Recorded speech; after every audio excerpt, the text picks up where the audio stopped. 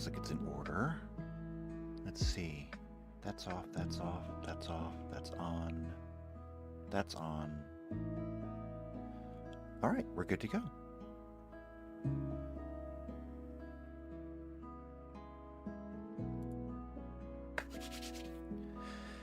Hello! Shadowcat back! We're back with more Babylon 5 because I love it and that's why we're doing it. Because, like, even if nobody shows up, this is still, like, one of my favorite things and I've been looking forward to it for a long time, so we're not going to waste too much time getting into it.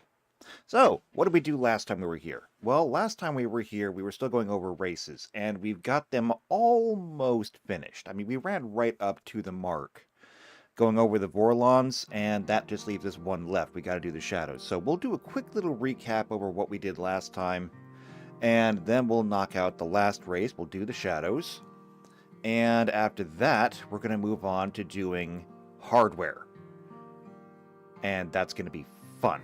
So, that being said, let's just go ahead and get into it. And of course, before we do that, don't forget, if you're new here and you're not subscribed yet, go ahead and do that. Once you do that, go ahead and hit the bell icon. That way you get notified every time these videos come out. If you know somebody else who's also into either Babylon 5 or sci-fi in general, or Starfinder, then go ahead and share this with them. But if you just like me, like what I'm doing, leave a like on the video. You can leave a comment down below if you want. If you're gonna make that much effort though, might I suggest you go one step further and go ahead and join the Discord. We have a Discord. There's people on the Discord, believe it or not. And if you ever want to play with us, you're gonna have to join us because that's where we do the gameplay. See, this is all just foundation for actually playing games later. And that's the fun part. So if you want to come play with us, join the Discord, go to the Behind the Screen channel, let me know what games you want to play, and what your availability is, and once I get enough people, we'll play. So, without further ado, I suppose we'll hit chat first, and I see that I have one person in the chat. Hello Blizz, good to see you there. I'm hoping that maybe a few other people will come in later, but otherwise, we're just going to get into it and do what we can do. So, we're going to go ahead and pull in everything that we need. We're going to need a lot of resources this time, actually. We're going to need our browser. So we've got that. We're going to need to have our spreadsheet, which is right where we left off on it. So we're going to go over that next. Alright, so, scrolling over. We'll talk about what we did last time real quick. So the last time when we started off here, we started with the Hayek. And the Hayek are nothing terribly special. The only reason why the Hayek made it onto the list is because of their increased psi ability. Which means that when we do telepaths and when we work out that system, we're going to go ahead and give them an increase or a bonus to whatever they're rolling for their telepaths. Because we're going to want their telepaths to have a higher frequency.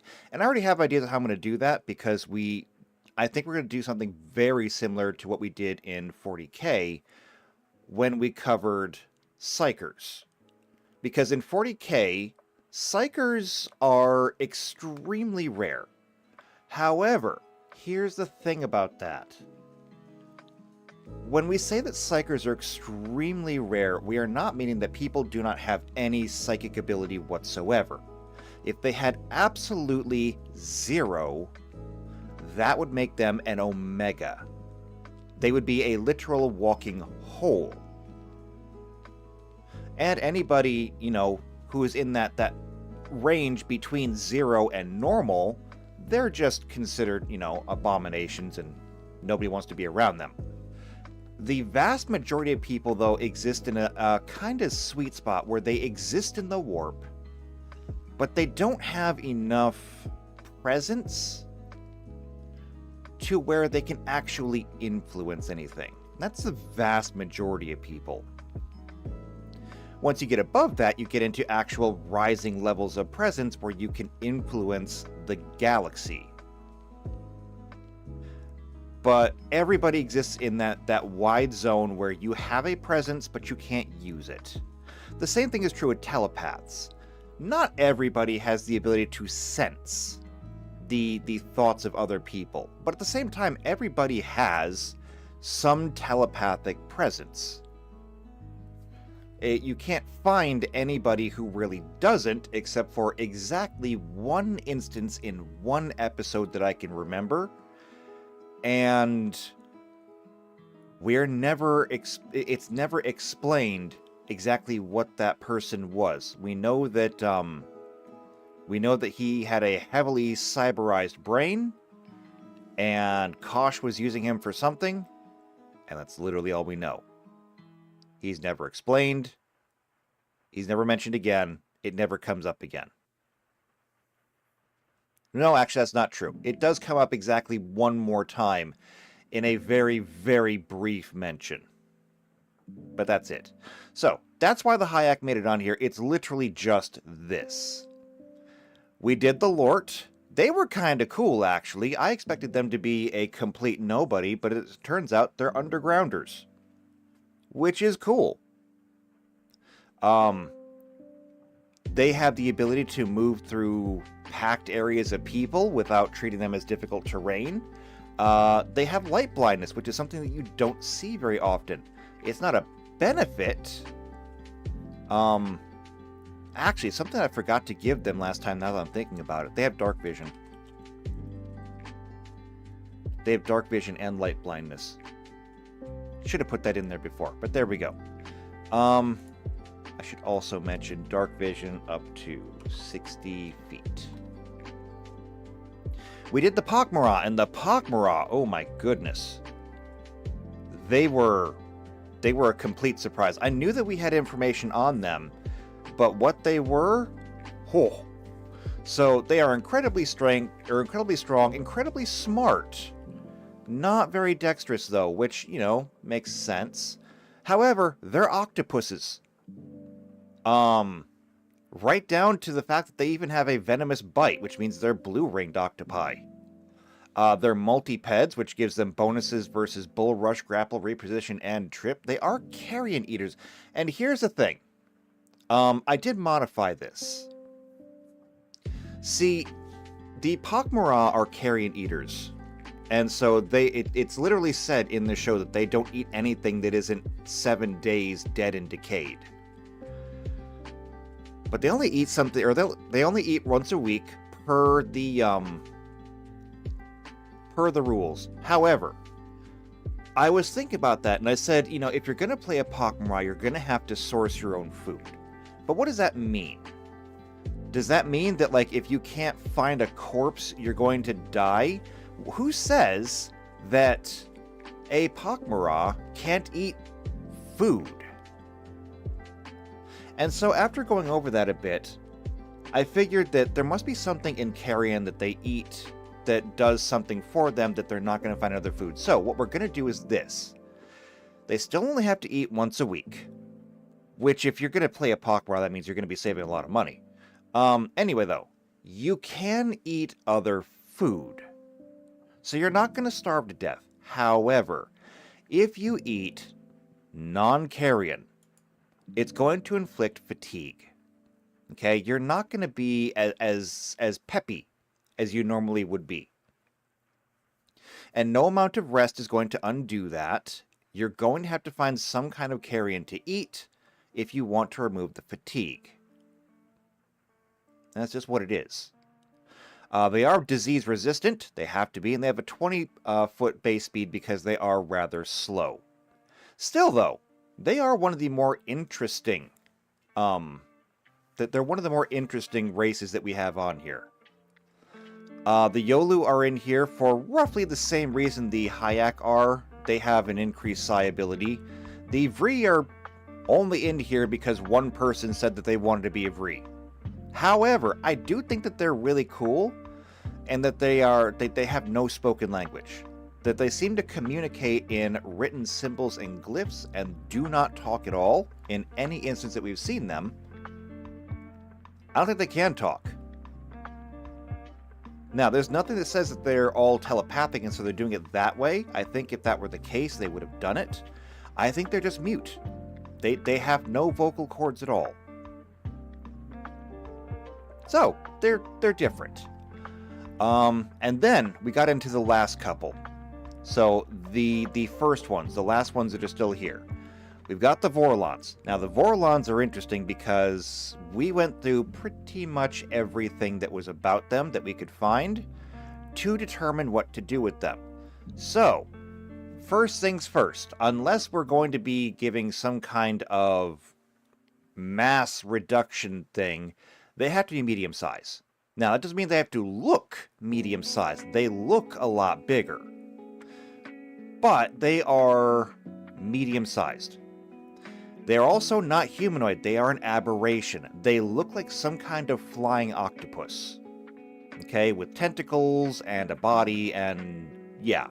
We can't really see what they look like because we never get a picture of one just like standing still waiting to be, observed. They have a fly speed. It's a natural fly speed, and because they have engineered every other race, anybody who sees them is instantly fascinated. There is a will DC, it's 2 plus whatever their level is, so it should start off as a 3 but cap out at a 22. And so if we assume that every Vorlon that we've seen is level 20, and there's no reason to believe that they wouldn't be, it's a DC 22. Now, for an adventurer, that's not too hard to get over. However, for your average normal person, that's a pretty big DC. That's a DC that you have to roll a 20 on. Which explains why everybody, when they saw Kosh, everybody, barring just a few random people, like maybe 5%, actually succeeded against it. So, I think that's going to work. They are guaranteed telepaths at pretty much the highest level. They have telekinesis per the spell. However, one thing that I went through, and I added afterwards, they're going to get a +3 level adjustment. What does that mean? Okay. So I'm just going to do it right here. 1, 2, 3, 4, 5. Okay. That's 8. 5.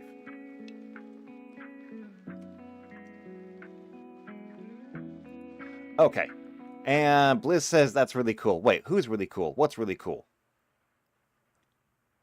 You have to be more specific on these things. Anyway, I'm going to explain level adjustment here really quick. So, here's how this works.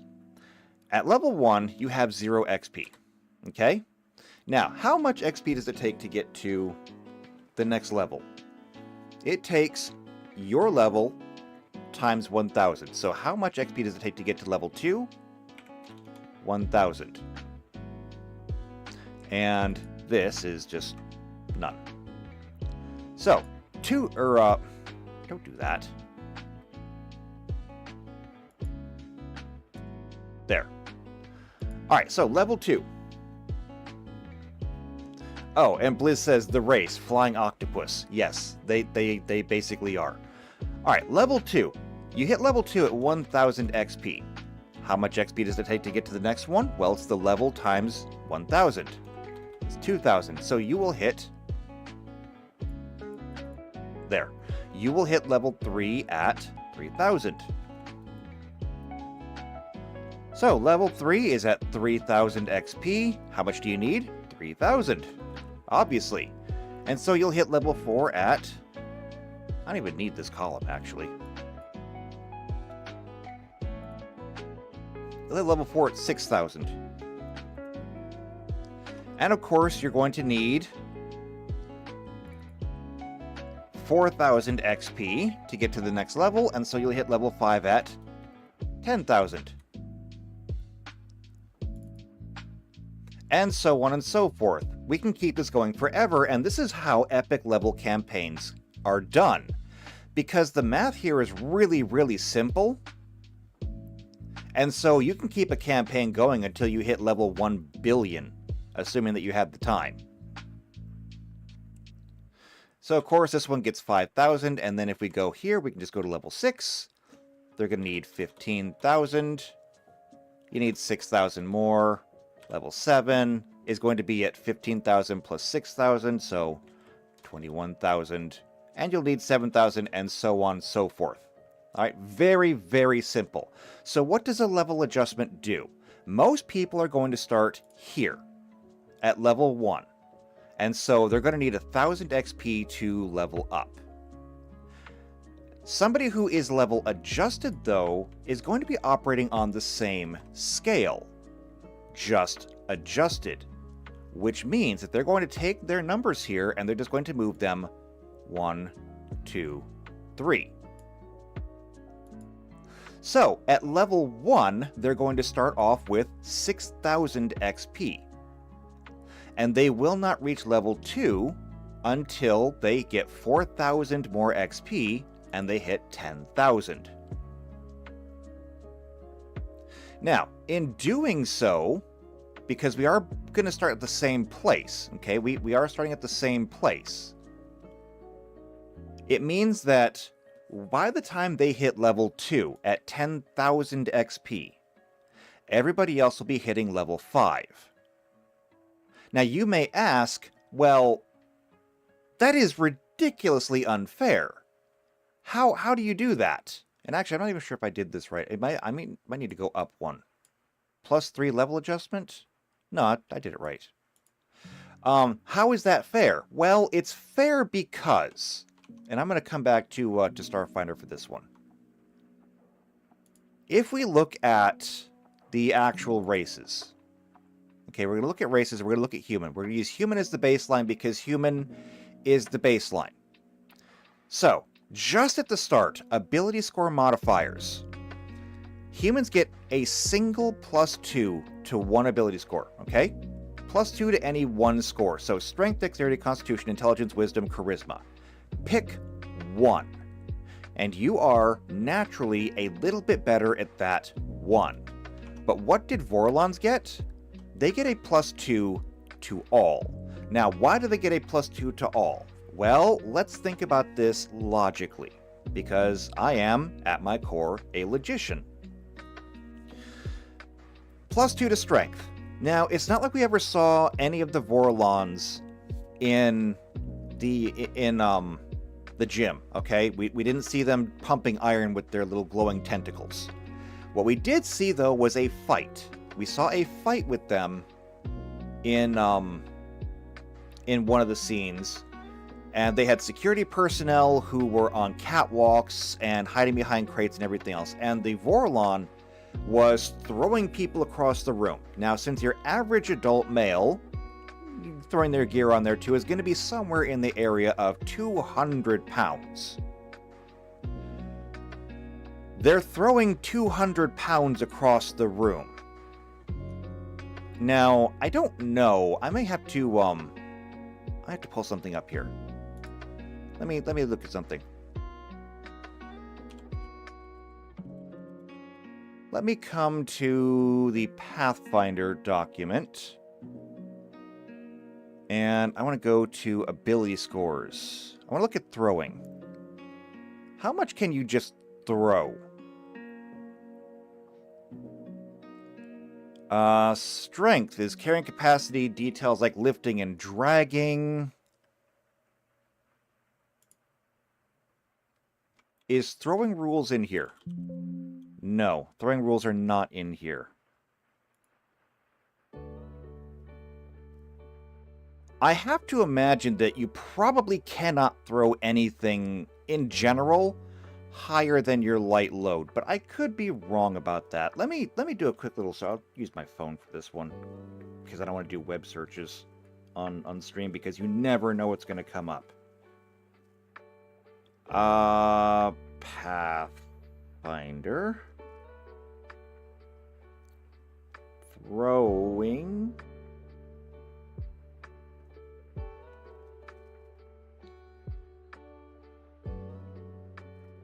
Rules for throwing things. Looks like I'm not the only one who's asked this.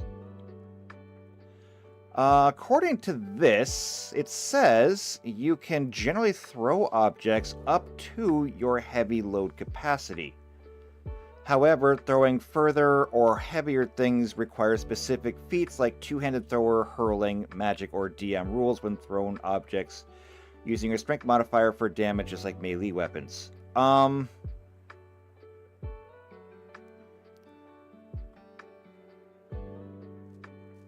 don't know.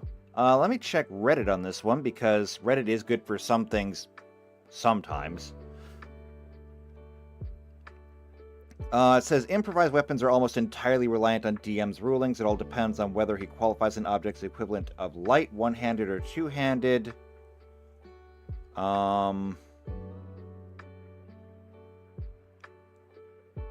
The limit is probably based on what you can lift over your head, which I don't disagree with.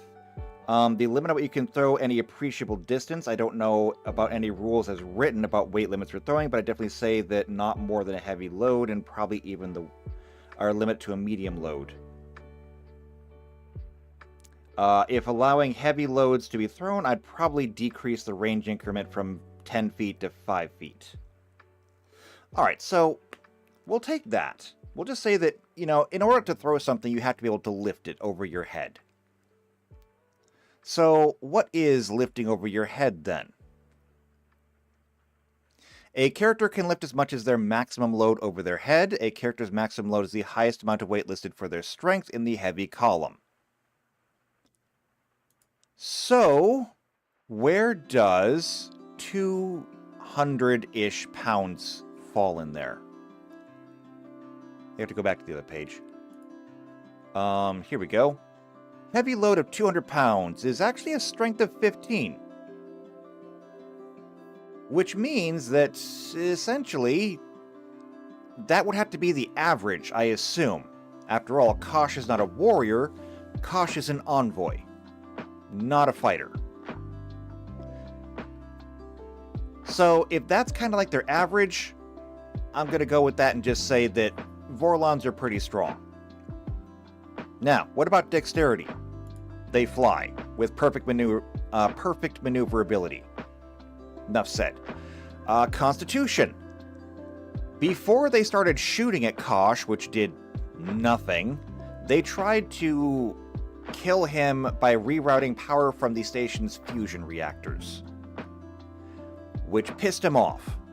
Actually, that wasn't Kosh, that was Alkesh, but regardless, it pissed him off, didn't kill him. That's high constitution. Intelligence?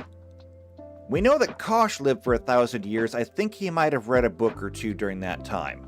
The fact is, they're one of the oldest and most advanced races in the entire galaxy. They're smarter than you. Same thing goes for wisdom. They have a long time to think about what they're going to do. And charisma. Now, charisma is an interesting one because, as I stated, that whole alien presence being fascinated, that's not natural. That was genetically programmed into pretty much every single race. They have a charisma not because they are naturally charismatic. In fact, most people find them in their encounter suits very off-putting. But because they genetically engineered everybody to love them, they get a bonus to charisma. So they're going to get it. Now that alone, that right there is absolutely worth a +2 level adjustment. The fly speed, alien presence, guaranteed telepathy, telekinesis. That on its own is also probably worth another 2, but if I continue to add level adjustments, they will simply become unplayable. The fact is that the reason why a level 1 Vorlon is the equivalent of a level 4 of anyone else is because, on paper, a level 1 Vorlon is on par with a level 4 anyone else. All the tricks that you've learned, all the class features, all the feats, and at level 4 you get another ability score adjustment. Which means that if you're a human, you now have 2 +2s. The Vorlon still has 6. This is why level adjustments exist. So I threw that in at kind of the last minute because it really needed to be done. There was no way to really get around it at that point. And so, with the Vorlons done, we're going to get into the last one, the Shadows. Now, the Shadows are actually a lot harder than you think.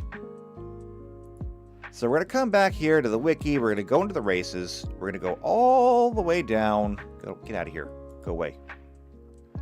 All the way down to the bottom, and there's the Shadows. Alright, and there's a Shadow, in like one of the few times we ever actually get to see them. So we're going to go ahead and we're going to read up on these guys, and I do mean read, because there's really not a whole lot to read. You'll see what I mean. So, it is a name given to an ancient race among the oldest of the first ones. The name Shadows was given to them by the younger races, as their actual name is unknown, although it is said to be over 10,000 letters long and unpronounceable by any of the younger races. Because reasons. And PC is here. Hello, PC. Good to see you. You're just in time for the Shadows. Alright, now, what are our rules for races? Oh, that's right. We need a homeworld, we need a biology, and we need a culture. That's our rules. Well, let's see if the Shadows even qualify for that. Number 1, do they have a homeworld? As it turns out, yes they do. It's Zahadum. We know that because it actually features in several episodes, so that's a good thing. Now, what about biology? Well, there it is. That's it. That's all we've got. Shadows resemble a cross between an earth spider and a praying mantis, with a small triangular head and 7 pairs of pinpoint eyes in 2 stacked rows, 3 above and 4 below. Externally, they're colored in shades of dark purple and black and possess the ability to cloak themselves from most visible wavelengths. They can, however, sometimes be seen as figures of static in the upper end of the infrared spectrum. Their speech sounds like a dynamic screeching that can be understood by their thralls, such as Morden, Anna Sheridan, and Justin, through an implant. And that's it! That is their entire biology. The only thing I can think of that they left out is the fact that we've seen they can be killed. Because in the episode where Londo takes over the Centauri Empire, he has Warden come for a visit, and then he has his guards kill his escorts. And we learned 2 things in that. Number 1, they can be killed. Okay, they can be killed with conventional weapons because the weapons the Centauri are using do not appear to be anything other than just the Centauri version of a regular Earth PPG. Probably the same technology, just a different shape. And when they died, we didn't see corpses on the floor. So whatever they're using to cloak themselves, it is biological and it seems to be some kind of autonomic. And that's about the best I can say about that because I literally know nothing else about it. So, what can we do with this? Well, if they can be killed with PPGs, this puts them several orders of magnitude below the Vorlons. They're not getting a bonus for any kind of constitution. They don't seem to have a bonus for strength. They don't seem to be. They don't appear to have any kind of special dexterity. It's not like they could dodge bullets. Are they smarter? Undoubtedly. Because they are equally old as the Vorlons. Are they wise? Probably. Are they charismatic? Hell to the no. If anybody saw these guys, they would probably run screaming. So, what can we give them? I think that we can give them a +2... Now see, here's the weird part. This is how this is supposed to work. You're supposed to get... If you're going to give bonuses, either a +1 to anything, or you're supposed to boost 1 hard stat, 1 soft stat, and then give 1 penalty. I am inclined to just affect their soft stats. Okay? And PC says, I vaguely remember they are slightly out of phase with reality, and that's why they are cloaked. The answer to that is no. And the reason why, at least the reason why as best as I can explain it, is literally this scene right here. Okay? Because of the way I have everything cropped, I can't show it very well. But in this scene, they have that man, Mr. Morden, held in an interrogation room, okay? And everybody on the station is pleading with Sheridan to let him go. The reason why is that he is never alone, and they need to get the shadows off the damn station. And so, what Sheridan has them do is when he's in security talking with Zach, he asks Zach if they can change the cameras to look through multiple wavelengths, which of course, you know, they can, because I don't actually know why they can't. Why would you ever need infrared or ultraviolet cameras in an interrogation cell? I don't know. But anyway, they're flipping through the various different wavelengths, and for just a moment, and this is interesting, for just a moment, he can see the shadows.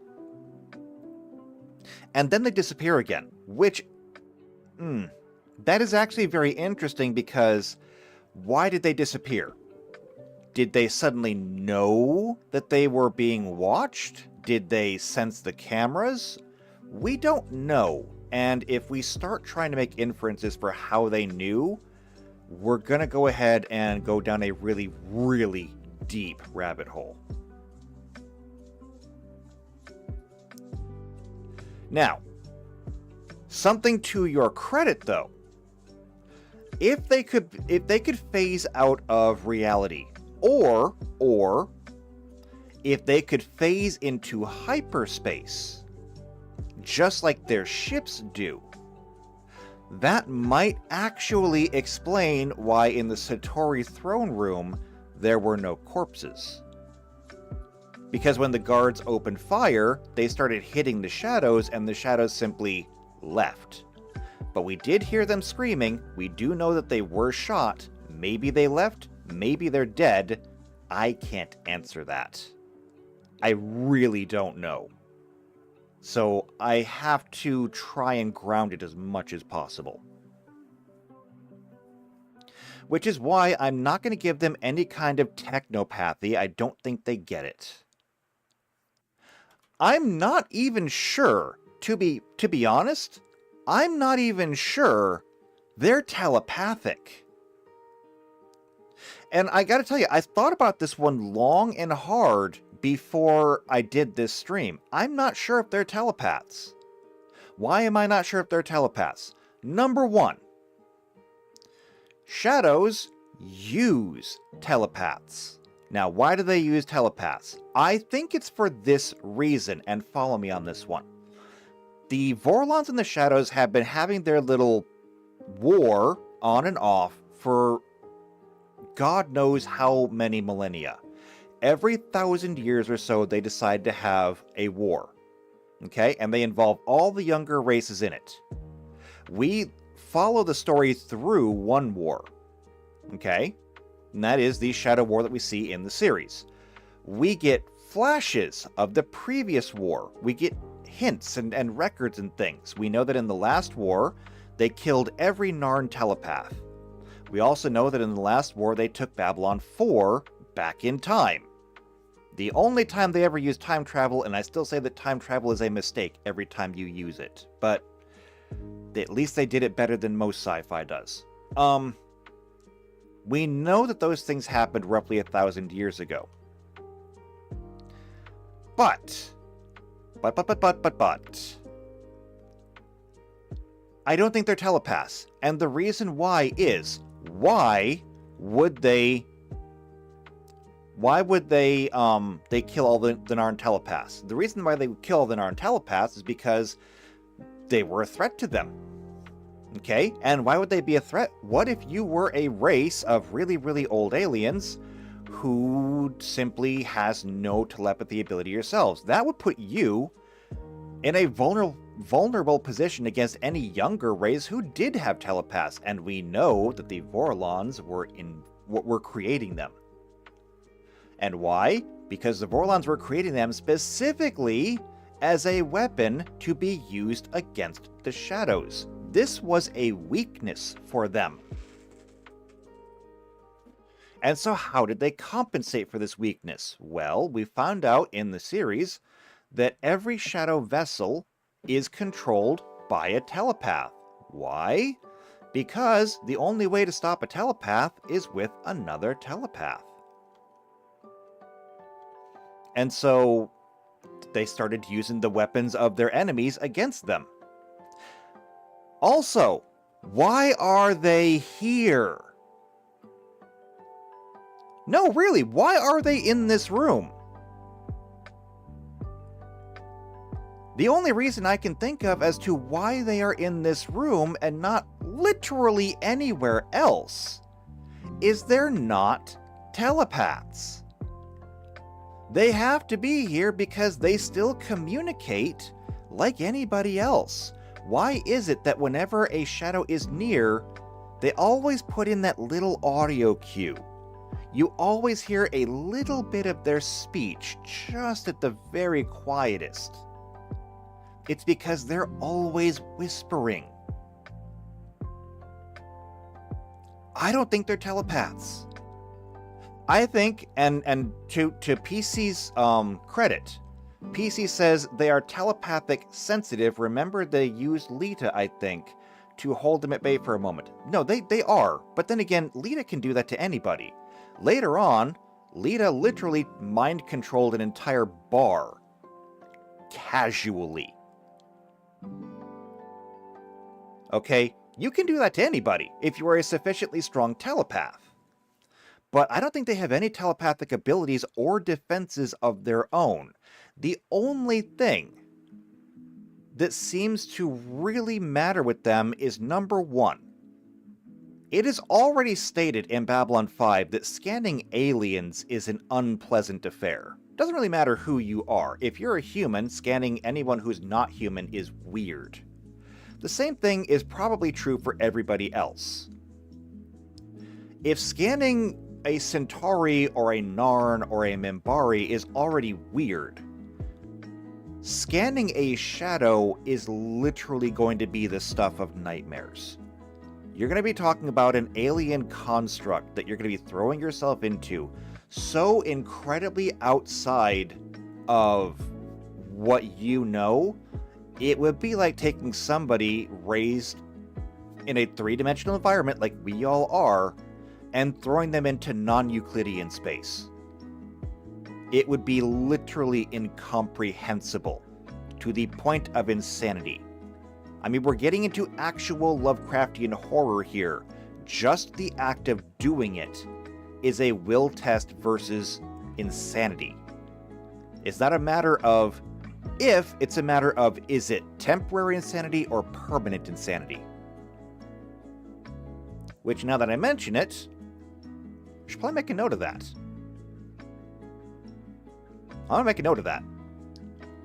Anyway, I don't think they're telepaths. Which means that when we're looking at these guys, what do we give them? Okay, how do we build a shadow? Ability modifiers. I'm going to give them a +2 intelligence.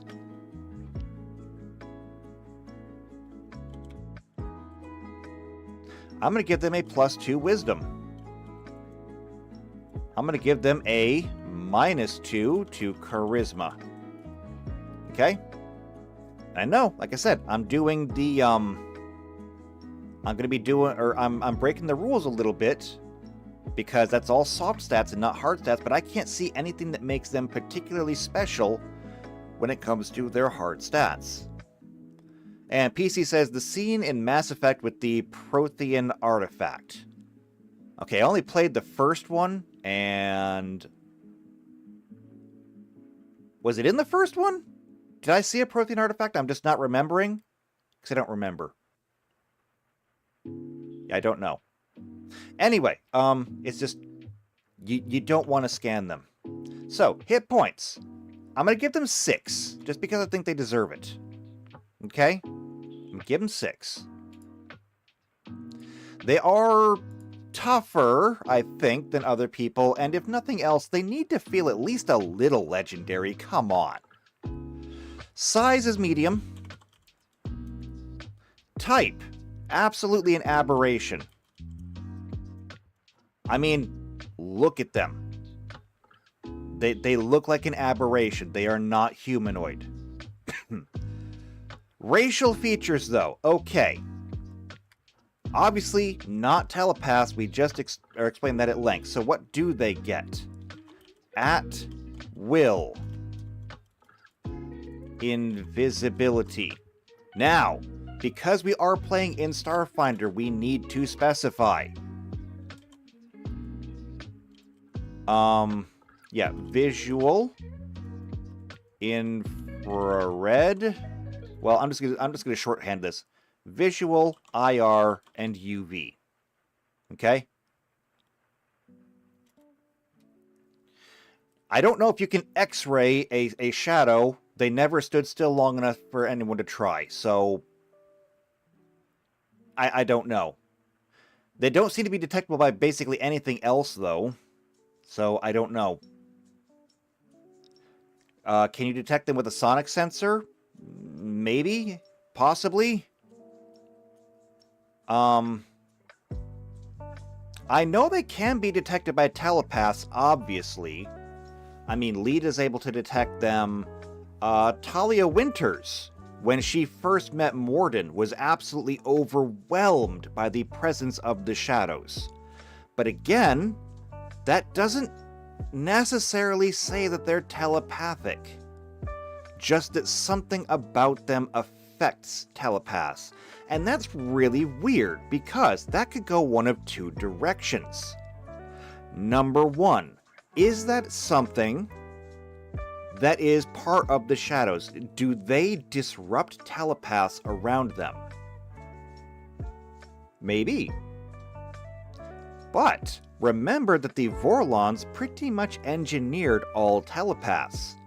Could they have engineered something into them where telepaths find even the very presence of a shadow to be an overwhelmingly unpleasant, kill it with fire experience? We don't know. We can't know. It's not explained anywhere. So, we have to go with what we know. And that is that I'm gonna continue on with they are not telepathic. So, simply at will, they have invisibility. Now, what do we do with this? Because at will invisibility is incredibly powerful. It is incredibly powerful. I'm going to give him a level adjustment. It's not going to be a big level adjustment, but it's going to be pretty high still. PC says, yes, it's the artifact in the first mission that gives horrible visions that you can't understand. Oh yeah, no, I do remember that now. It's just been a while. I gotta go back and I was gonna say I gotta go back and finish it, but technically I did actually finish it during the Humble Spotlight. It's just that I got comments saying, wow, I've never seen anybody speedrun the game that fast before. Maybe I should have gone for the record. Alright, I'm giving these shadows a +2 level adjustment. That should help balance out the fact that they have just at-will invisibility all the time. Maybe. Because, frankly, at-will invisibility is one of the most powerful abilities you can get in the game, period. Like, there is no artifact, no spell, no magic, no anything that you can do that just gives that. The closest you will get is enchanted armor or tools, like an invisibility cloak. Dungeons and Dragons had it way before Harry Potter did. And an invisibility cloak is one of the most powerful artifacts you can basically ever get. Oh, and by the way, Dungeons and Dragons had it before Harry Potter. Pretty sure the Lord of the Rings had it before Dungeons and Dragons did, because the elvish cloaks given to all the hobbits did basically the same thing. It wasn't perfect invisibility, but it was basically perfect camouflage. So, tomato, tomato. I'm going to leave it a +2 level adjustment right now, but again, with playtesting, that could change. Alright then. In that case, we're going to move on. So that's going to take care of the last of the races. I like the shadows. I think they look good. I think they'll be scary. I think they will be a lot scarier once we get to things like their ships. And so, without further ado, that's exactly what we're going to do. I'm going to go ahead and I'm going to create a new sheet, and we're going to call this one Stations and Ships.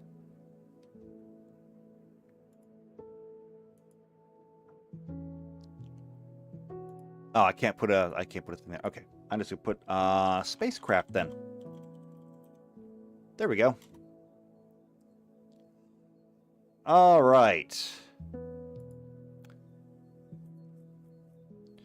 So for this one, we're gonna go to a different part of the wiki. We're done with races. Now we get to work on hardware, which is one of the reasons why I was really excited about this module to begin with.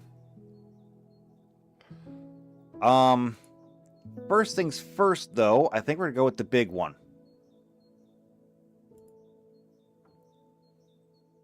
I mean, I could do a Babylon 4 if I need to, but I think we're going to start with Babylon 5. Because if we're going to do starships and everything else, we're going to start with this one. All right, so obviously Babylon 5 is a space station. And it's not a small one. It's actually pretty enormous. If we look, the location is at L5 around Epsilon and the Epsilon Eridani system, which is a real system. They do try to use the real galaxy map, at least as best they can. It is an O'Neill cylinder, which is fine. Length, it is 8.0645 kilometers long.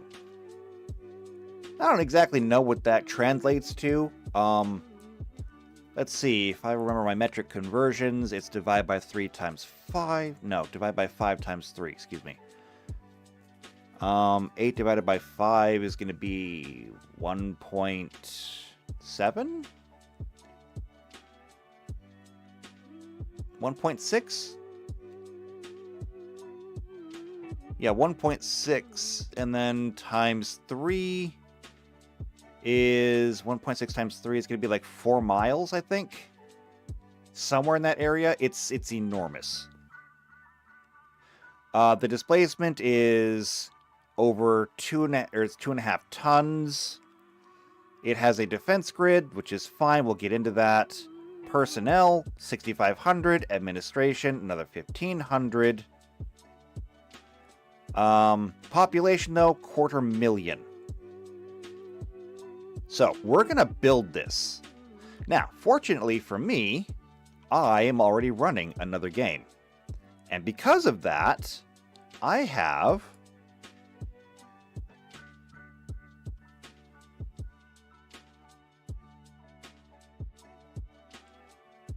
Hold on, I have character sheets for this. I just need to copy one.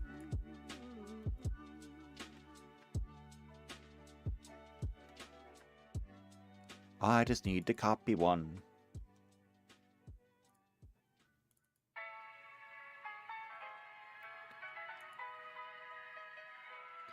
So let me just clear that out, and let me remove the color from here, because we're going to need to do that.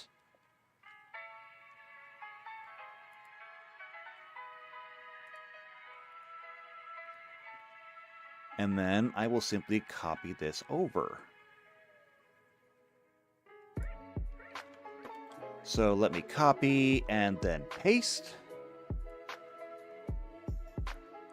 And here we go.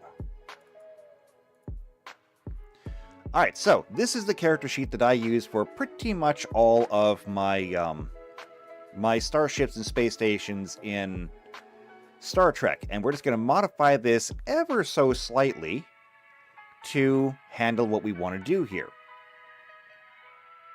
The other things that we really need to change is obviously we're not going to have warp cores. However, we will have jump engines, and so they're going to be basically the same. So we'll just replace that with jump engine. And jump engines are not going to be a scale. They're essentially just going to be a yes or a no. Obviously, for the space station, it's a no. But everything else is going to work just fine. Alright, so, doing this, we're going to go ahead and we're going to start with a name. It could be Babylon 5. Registry. Does the Babylon station even have a registry? I wonder. Affiliation. Yes, yes, yes. Function, type, length, displacement, defenses. I don't see one. And they never really make a big deal out of putting the registries on different vessels. We may find some later on. However, I do know that all Earth Force spacecraft, all their ships and everything, is EAS. And then I'm just going to put a question mark there. Crew. Now, as it just said here, the crew, about 6,500. So we can do that. Now, as far as these are for the bonuses that people would get in all of that. However, if we were going to be looking at it, the captain would be Sheridan. The chief mate, Exo, would be Ivanova. Science officer would probably be Franklin. Not sure who the engineer would be. Gunner, that'd be Garibaldi or Zach. Pilot, the space station doesn't really have a pilot. So, I'm not exactly sure how we fill all those in, but it's fine. And JP's in! Hello, JP. Good to see you. Yes, you are late. See me afterwards for detention.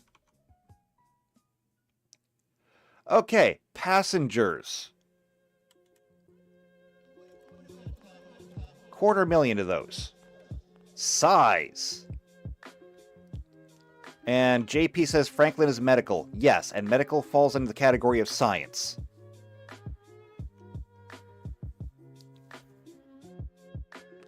Alright, so, size. Size is going to be really simple because there's only one thing that actually fits all of this. We're going to come to vehicles, we're going to go to starships, and base frames.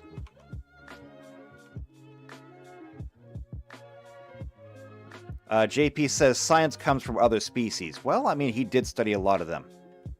But we're going to scroll all the way down to the bottom, and the only thing that really fits is either going to be the base ship or the Ultranaut.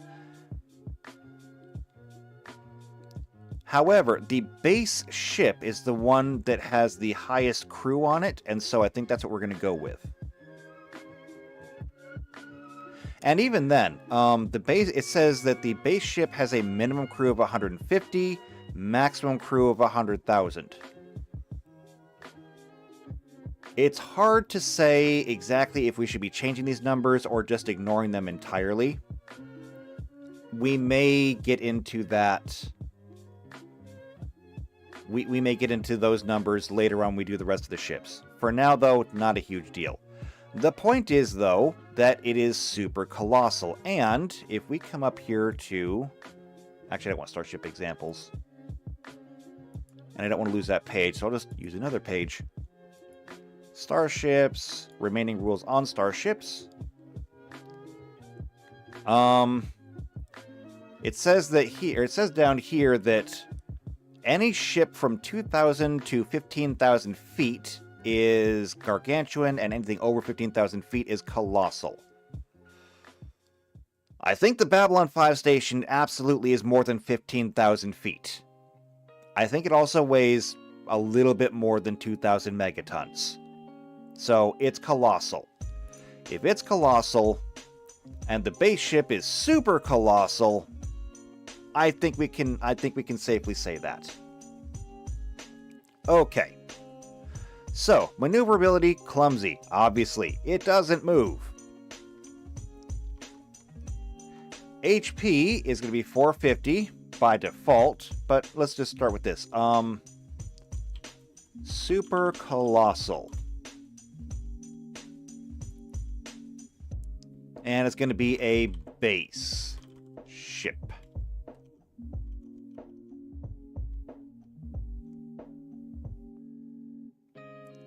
The maneuverability is clumsy. The frame bonus is a -2. The turn rate is, none. Literally just none. Thruster speed, also the same. It's none. It's none. It doesn't do anything. Actually, that's not fair. That's not entirely fair. Actually, it's not fair, but there's nothing I can do about it. Technically speaking, the Babylon 5 station can turn. It's in space. It can turn any direction it wants. It would probably take so long to do so, though, that it basically wouldn't matter. It doesn't matter if you can turn the ship 90 degrees if it takes longer than the battle to turn 90 degrees.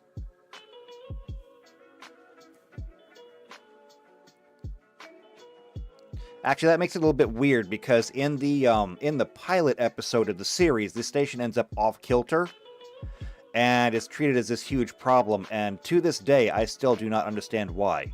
It hasn't actually moved from the Lagrange point. Why does it matter which way it's pointing? It doesn't make sense. But it's one of those things that, like, if you're looking at it too hard at that point. No, it doesn't actually matter, but it does make for really good television. Okay. So, already, due to the frame, we're looking at a -8 armor class and a -8, -8 target threshold. However, and this is where things get fun, damage threshold is 15. So, you gotta do 15 damage to this thing just to hurt it. I gotta say, most of the weapons that my players are carrying right now can't even reach that. And the critical threshold is 90. Maximum hull points is going to be 450. Current is going to be 450. Now, from here, we would get into thrusters normally, but we don't have that. What we're going to do is we're going to build like a really, really awesome station here. So the next thing on the list is, of course, the power core. Now, when you're talking about something this big, you only get so many options. Since it is super colossal, it's got to be a Titan reactor. We're going to give it a Titan Ultra, because we've never seen anything bigger than it. So, power core is going to be a Titan Ultra. The power core units are going to be 1,200. Does it have a jump engine? No, it does not. It has no jump engine. So there we go. Power core, power units, jump engine.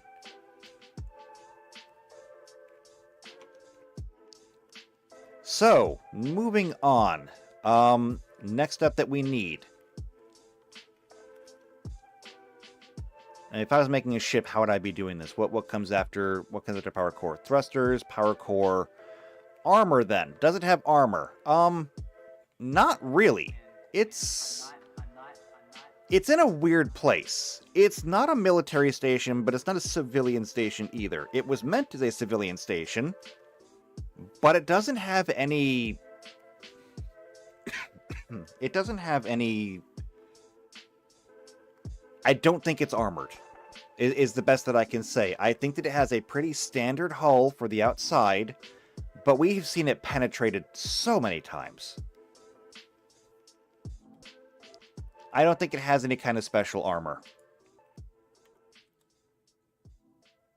The fact that it is absolutely enormous and it has a huge damage threshold is really doing the bulk of the work for it. So after that is the computer. And the computer we don't know much about. It's just a computer. The computer in Starfinder is really there to give you bonuses in combat. The computer in Babylon 5 is just there.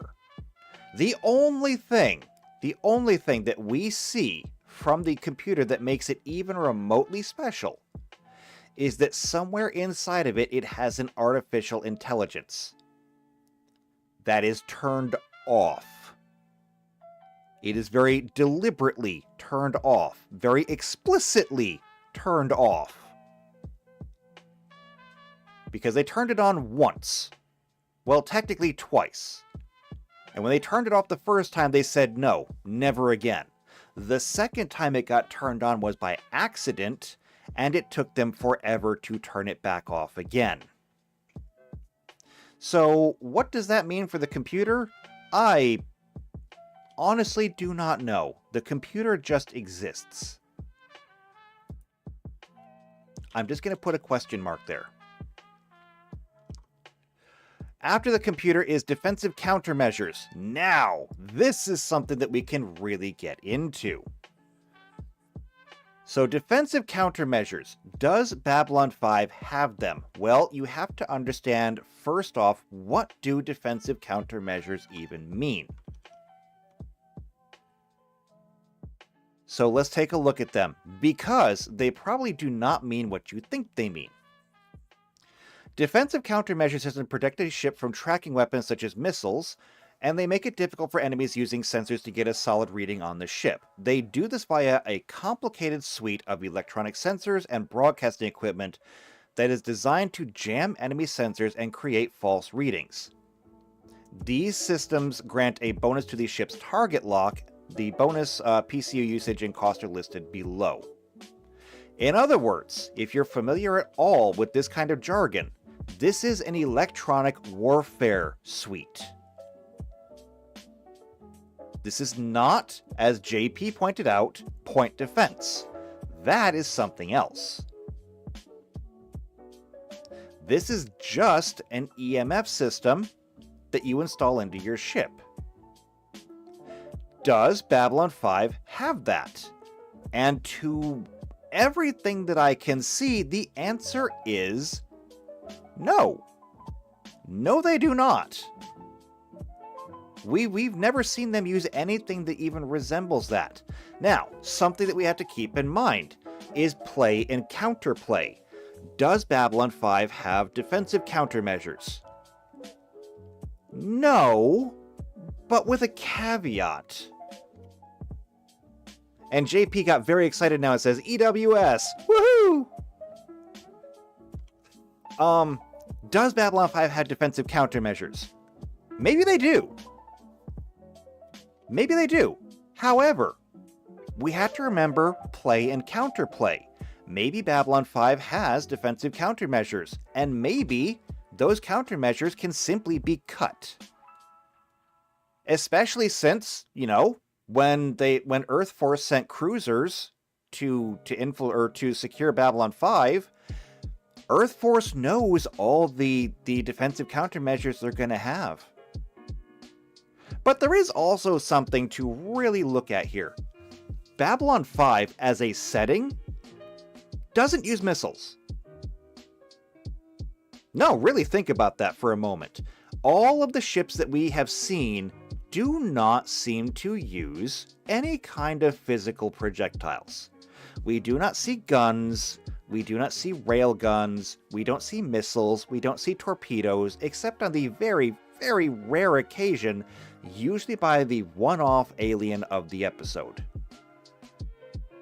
Babylon 5 is almost all energy and particle weapons.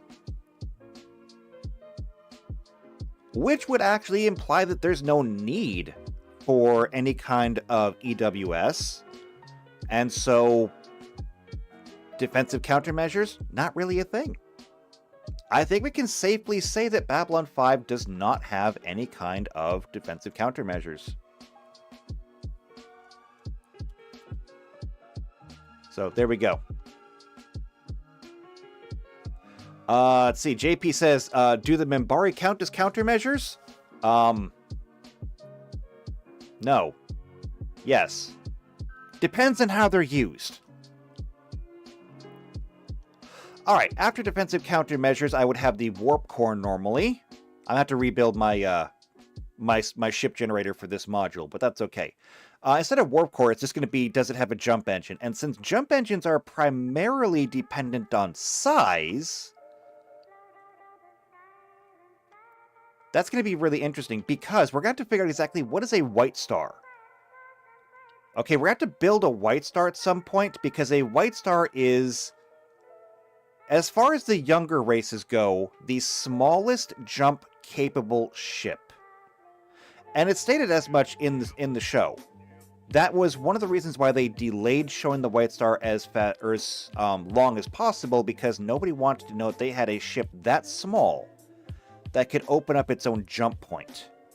And we're not counting the Shadows and the Vorlons here because, again, they are the oldest races, and so their technology is on an entirely different scale.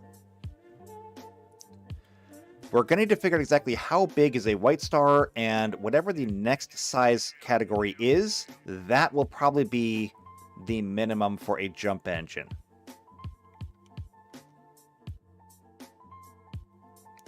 JP says it's not size, it's usually dependent on power generation, which usually requires a larger ship. You know what, that's also fair. I think I stand corrected on that one. It is power generation. It does generally require a larger ship there. That explains why the White Stars and like the smaller Vorlon ships can do it. Okay, I'll eat crow on that one. That was my bad. Which means that if we tie that in, I just have to make sure that in general, most smaller ships could not do it. And actually, I can do that really simply by just looking at the actual power cores. If we go backwards to power cores, tiny cores. So the absolute smallest core in the entire game is the Micron Light at 50. However, the highest level you could put into a small ship would be this Pulse Blue at 200. That is where the tinies cap out. Smalls, the smallest one you could get would be a 75 with the Archon or the Arcus Light. The largest that you can get into a small ship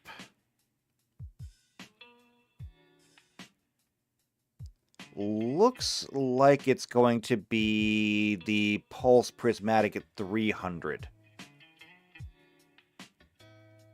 It's looking to me like what we need to do is, in order to have a jump-capable ship, a jump drive will probably take about 200 power, I think. Maybe. Actually, no. We're probably going to up that because having a fight or a jump-capable fighter is just kind of ridiculous. Small will probably have to be the minimum, which means that it will probably cost about 250 power for a jump gate. Or a jump point, excuse me. That way, tiny ships just are simply incapable of mounting anything that big. But that's just my initial knee-jerk. Again, we got to figure out exactly how big is a White Star going to be. And I still don't know how we're going to do that yet. But anyway, we're not doing that right now. We're doing the Babylon 5 station. Sensors. So I do not know exactly how good the sensors on Babylon 5 are. And I highly doubt that there is anything in here that is going to tell us that. Sectors, layout, economy, transportation, the history. Yeah, there's not a whole lot here about the actual station itself.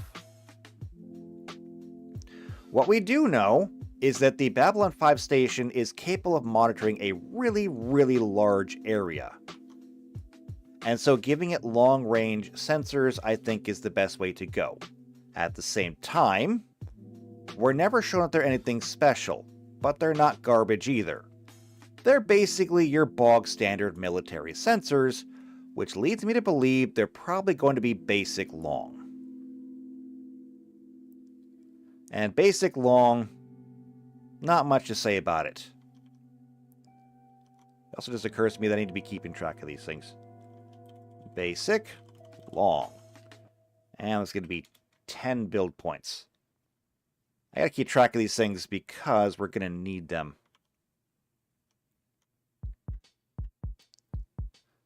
Power cores. The Titan Ultra is 70 build points. You'll understand why shortly. And the base ship.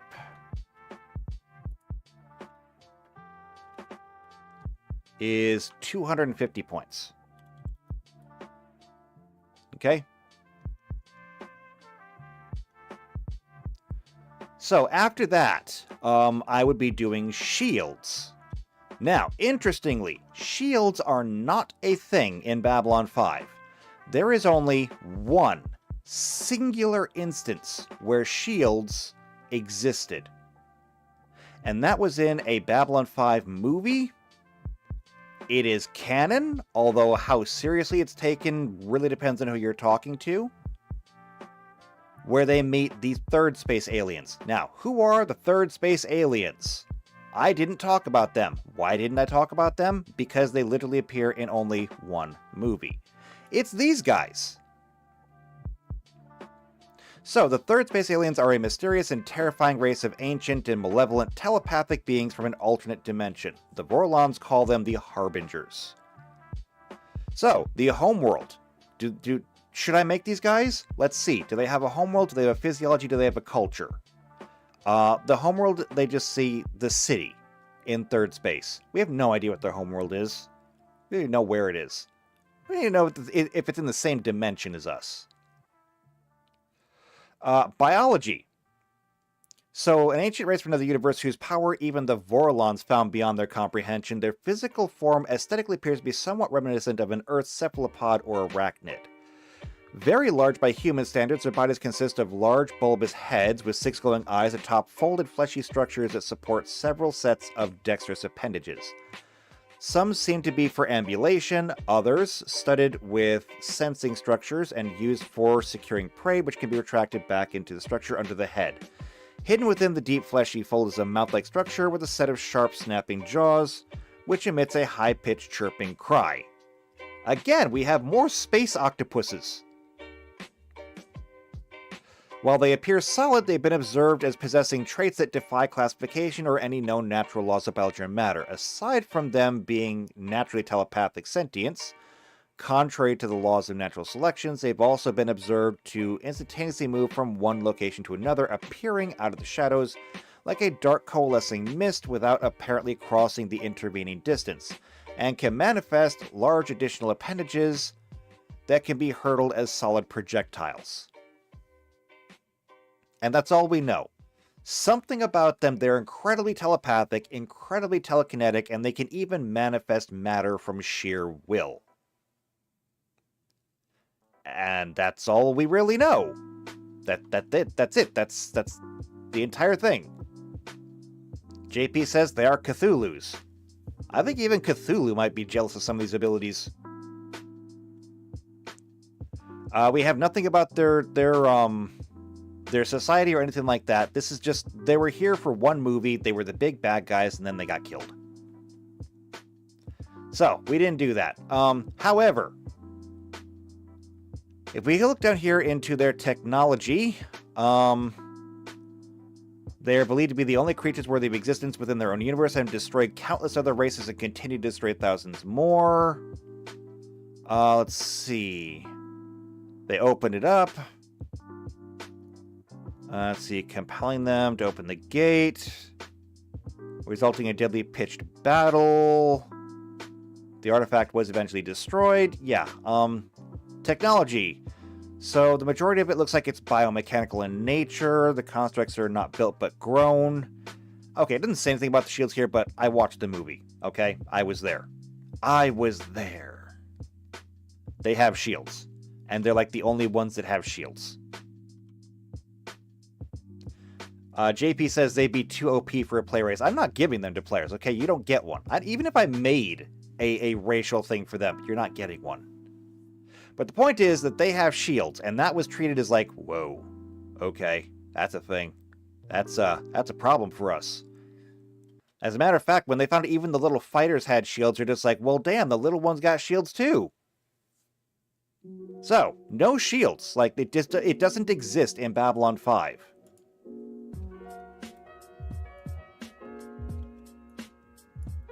They don't happen. Now, armor, that's completely different. Armor is going to be a huge deal in Babylon 5. Shields will not be available in most places. In fact, pretty much any places. So armor, it's going to be all about the armor. How much do you want? How much do you think you can get away with? Because armor has trade-offs. The more armor you layer, the slower you get. So, we're going to go ahead and continue on, because Babylon 5 does not have a blade of armor either, so that's not even a thing.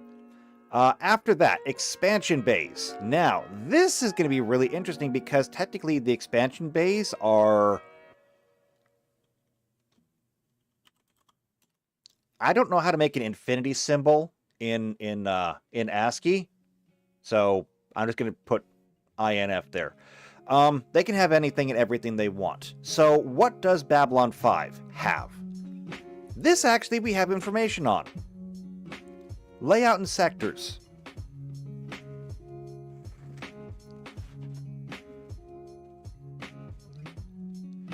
Oh, and here's some interesting information because I'm going to have to make a map for this. It says that the station is about 10 light years from Earth's system. So, Eta Eridani is apparently only 10 light years away. I don't know if that actually matches up with astronomy, but I will try to... I will try to scale the map as best I can. Anyway, the layout. Sectors. Blue sector. Sorry about that. Blue sector comprises the forward segment of the rotating section and extended several kilometers aft to red sector, housing the maintenance and operations control centers, docking bays, customs, embarkation, observation dome, Cobra bays, CNC, as well as quarters for the station's personnel. Let's see, JP says another mistake they make with the weapons is that they have narrow firing arcs and must face what they're firing, no turrets. Is that a mistake of the third space aliens? Because, like, turrets exist in other places. And as far as that goes, like, they're not the only ones that make that mistake. There's other aliens that also have strictly, you know, spinal weapons. Which is exactly what you're saying there. They're fixed or spinal. Anyway. So, blue sector is all the command and control stuff. That's fine. Red sector is the station's rotating section. Actually, you know what? That's weird. If blue sector is the spine of the station,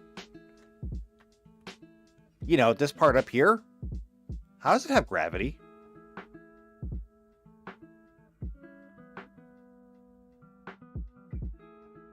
No, seriously, think about it. How does it have gravity?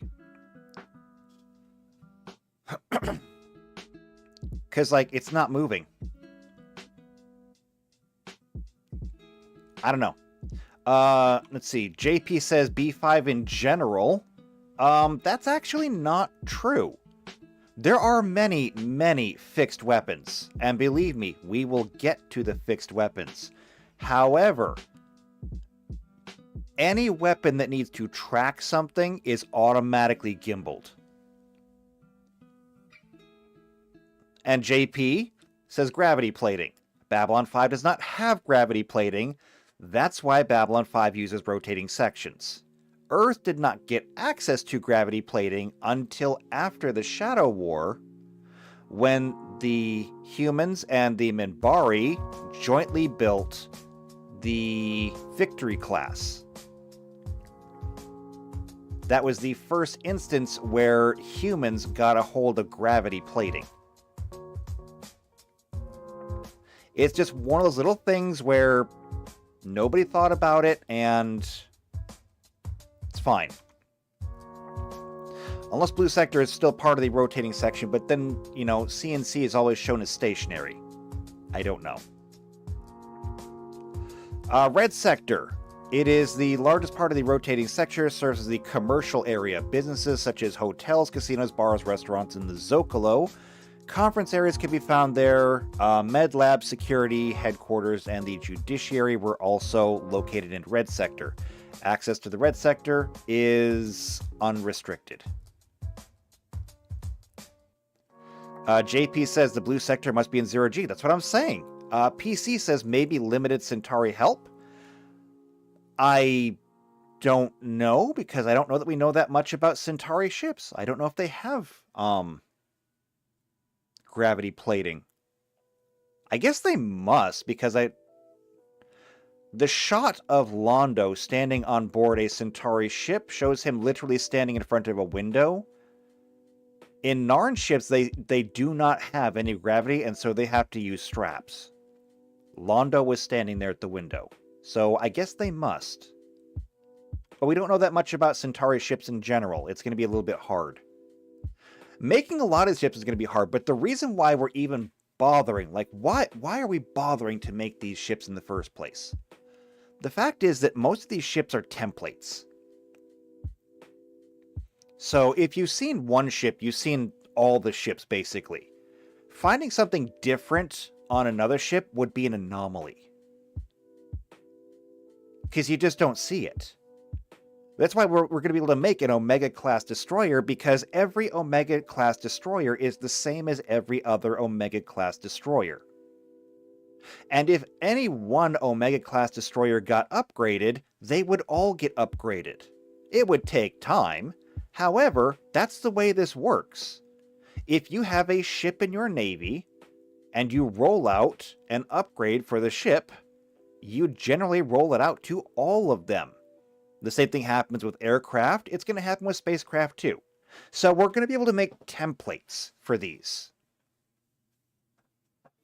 And besides, I just want to make a whole bunch of ships. So guess what? We're going to make a whole bunch of ships.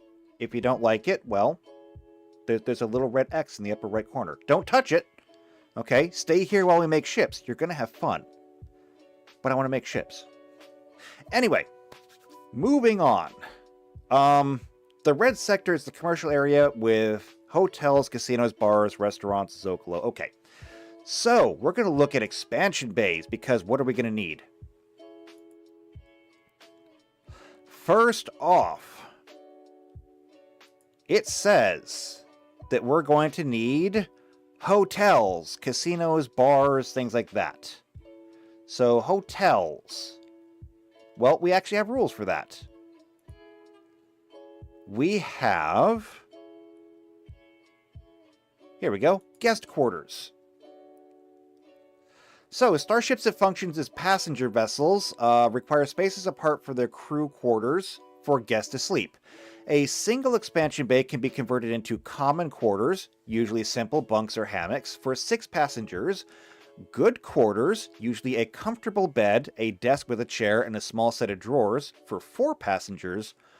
Or luxurious quarters, usually a large bed, wardrobe, couch, desk with a nice chair, and a private washroom, for 2 passengers. So, knowing that, Babylon 5 has guest quarters.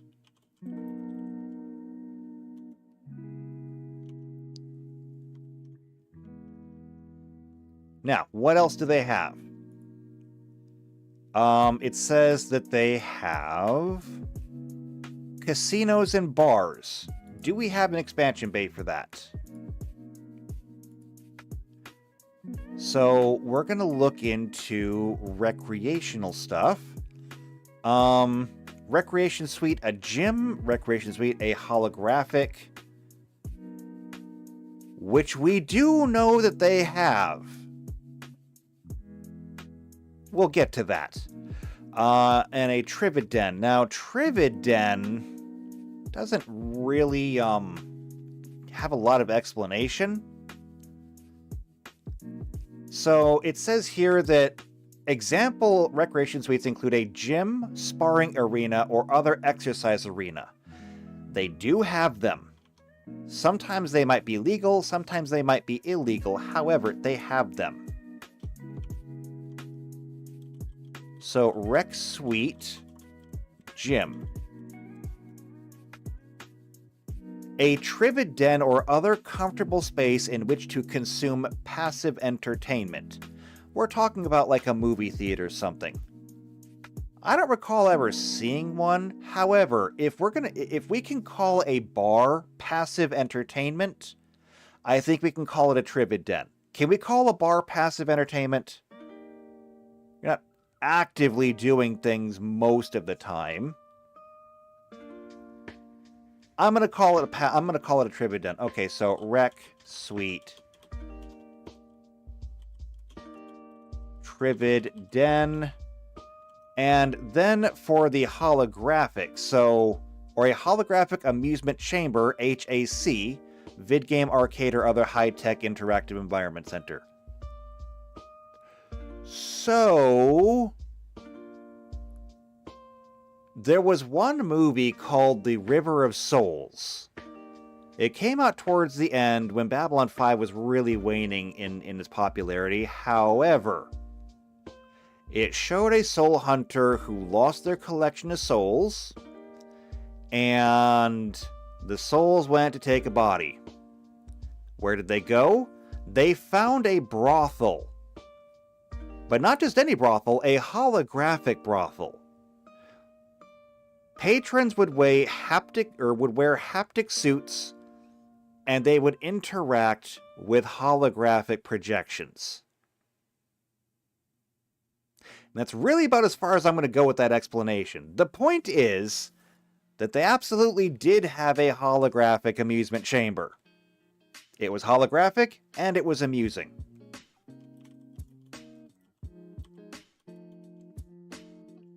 So, it's got that too.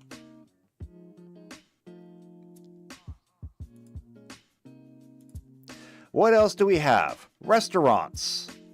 And the Zocalo, which is basically a casino.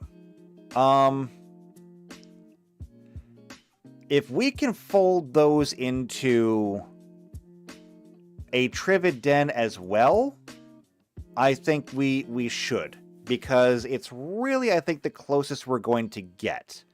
If we look through all of our expansion bays, an agricultural suite. See, JP says more like Quarks. Probably. But let's see, an agricultural suite. Actually, agricultural suite.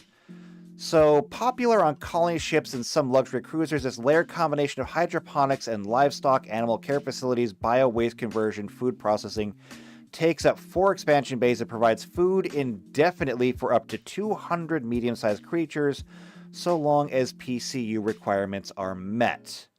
We know for a fact that Babylon 5 has an absolutely enormous green space on the inside. Most of it is used for oxygen reclamation. But we know for a fact that it has just an enormous green space on the inside. The question is, what do we classify it as? Is it an agricultural suite, or do we have something better? So we're going to hold off on that. Amenities. What does this say? In luxury cruisers, residential starships, or huge and other starships and crews, some expansion bays are devoted to businesses that serve the population, and an amenity could be a high-end restaurant or spa, nightclub or theater, or a shopping center. If you are using downtime rules, an amenity can provide a +1 bonus on all skill checks for 1 downtime activity selected when the amenity is installed. That pretty much answers our question right there. amenities.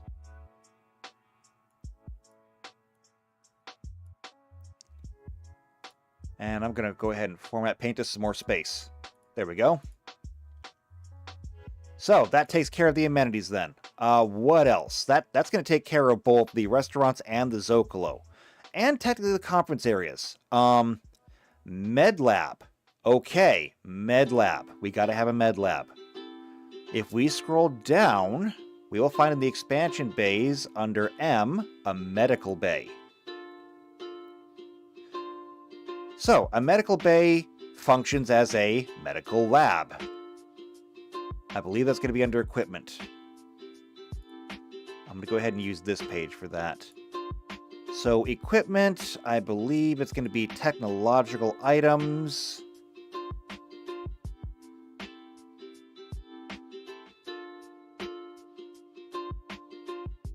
I don't know if I'm going to find it this way. Hold on. Lab. Medical lab. Here we go.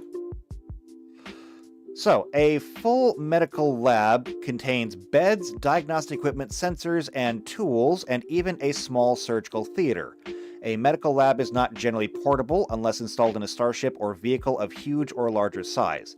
It allows you to treat up to 3 patients at once, and you can use the Treat Deadly Wounds task of the medical skill twice per day on each patient. It otherwise functions as an advanced medical kit. Either way, we have a medical bay. Okay, security headquarters, that can fall under amenities too, and same with the judiciary. Green sector then. Green sector is also known as the diplomatic sector, restricted to diplomatic and command personnel. To accommodate the various diplomats and other guests, med lab facilities were also available in Green Sector, but we've already got it listed. The presence of Green Sector could be ascertained from outside the station via the bulge in the center of the carousel. So, if we scroll all the way up, this spot right here, this is the Green Sector.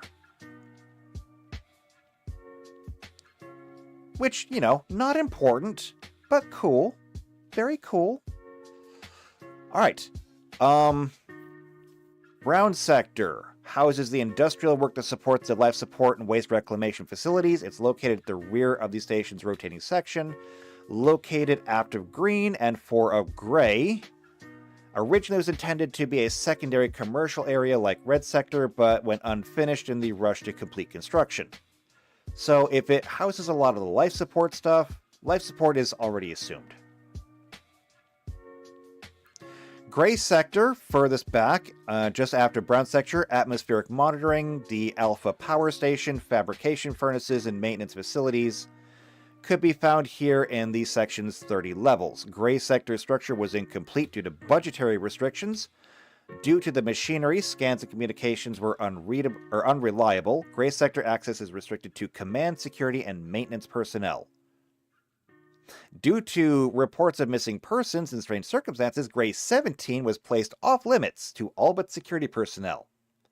And that's all I'm going to say about it. If you want to learn more, go watch the series.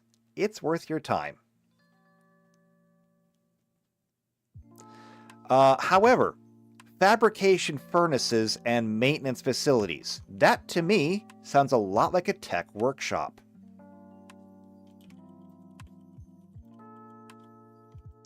And we have those. If I come back here to the expansion bays,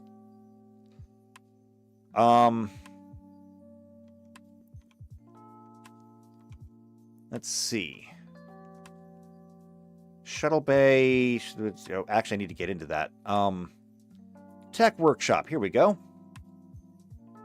So Tech workshop contains all the space and tools necessary to craft technological items, though the crafter must still provide the necessary raw materials. Such a workshop reduces the crafting time by half. So, very simple. However, I just realized that we need a shuttle bay still too. Actually, we're going to need multiple shuttle bays. So, we're going to need multiple shuttle bays. In fact, we're going to need entire hangars. Actually, which do we want? Do we want shuttle bays or do we want hangars? So a shuttle bay. A shuttle bay can be installed only in huge or larger starships and takes up 2 expansion bays. A shuttle bay provides space for a small or smaller starship to dock. Whereas a hangar takes up 4. Let's see, a hangar bay can be installed in only gargantuan or larger, takes up 4 expansion bays. It can place up to 8 tiny starships. And so a hangar bay, if it can hold up to 8 tiny starships, it could also presumably hold up to 4 small. Or maybe even 2 mediums? Or even 1 huge, maybe. Although, I think... Or not huge, large. 1 large. And I believe that large is the limit for ships that can actually transit atmosphere. So that makes sense. So, actually, and JP says it has to be both. JP says it has to be both. Well, actually, I do agree with you. I think that we can have a mixture here because I think we're going to have a hangar. I think we're going to have a shuttle bay. And not only that... Well, actually, JP says hangars are for the Star Furies. Bays are for diplomatic shuttles and commerce hubs for freight. Actually, you raise a good point there because I was going to use the launch tubes for the Star Furies. Perhaps you're right. Perhaps it's actually better to use the hangars for those. Yes, I do realize that they're literally called a hangar, but at the same time, we don't have launch tubes in real life. A launch tube is good for firing out a single fighter or interceptor. Hangars are for multiples. But yes, I think you're right. I think you're right about the hangar. We'll use the hangars for the Star Furies. And that means that, like, Babylon 5 has 4 hangars, I think? I could be wrong. Which, actually, can I look that up? Let me look that up. Tell me I can look that up. Yellow sector. Yellow sector is the largest sector of the station. It consists of all the zero gravity sections. The main body of the spinal column is a cargo facility, which manages 0G cargo transfers and held bulk of the station's supplies. It also houses certain facilities such as variable gravity research labs. Variable gravity research labs. There you go. So apparently we need to have science labs. Let's see, after the carousel, the 3-meter-long tubular section contains the primary fusion core and fuel tanks. Yellow sector is connected to both blue and gray sector via the linkages that provided power, or that powered the station's rotation. Okay. JP says no tubes, they are bomb bay doors where they simply fall out. Yes, I do agree with that. And I think you're right on the hangar part. I do think they're supposed to be hangars. That being said, I don't even know how many Star Furies it has.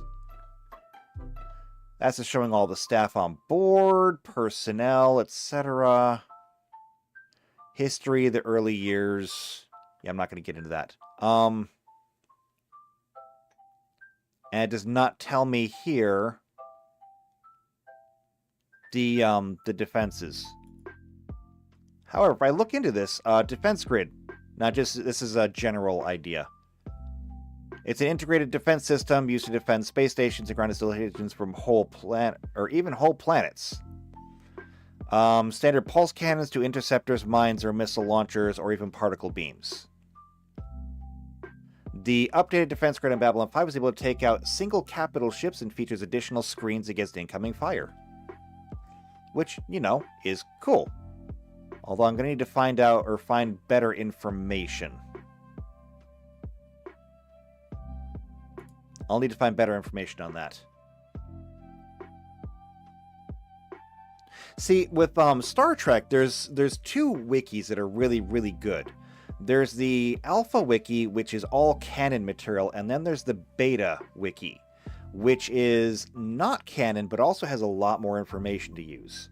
I don't know if there is something like that for Babylon 5, but I might need to find it.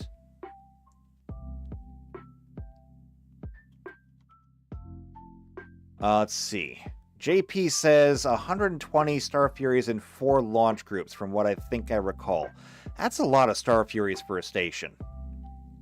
I mean, well, maybe it's not a lot of Star Furies for a station. I'm not sure. I need to find some better information on that one. I was going to say, you know, 120 Star Furies, that's 120 pilots too. But then again, when you have a station of 250,000 people and several thousand crew, 120 pilots ain't nothing.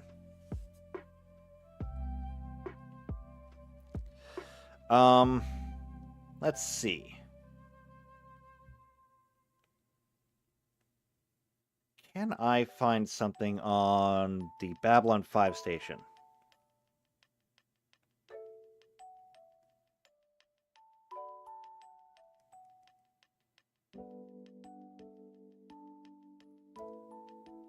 Let's see, that's from the Babylon 5 wiki, which is where we're already at, and we already looked at that page. And JP says, we carry anywhere from 80 to 120 aircraft on modern carriers. That's fair. Planetary defense grids.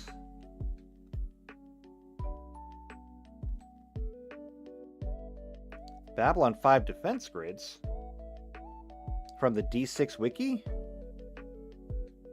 Oh, look at that! Somebody else made a Babylon 5 game. I'm still making my own. Mine's going to be better.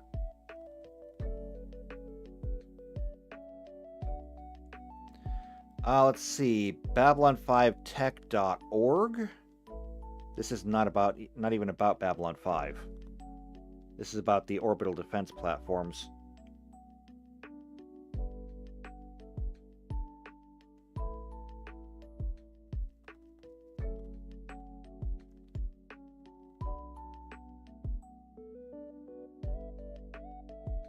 Let's see, the Babylon 5 station. Aha, here we go. Actually, here's some good information.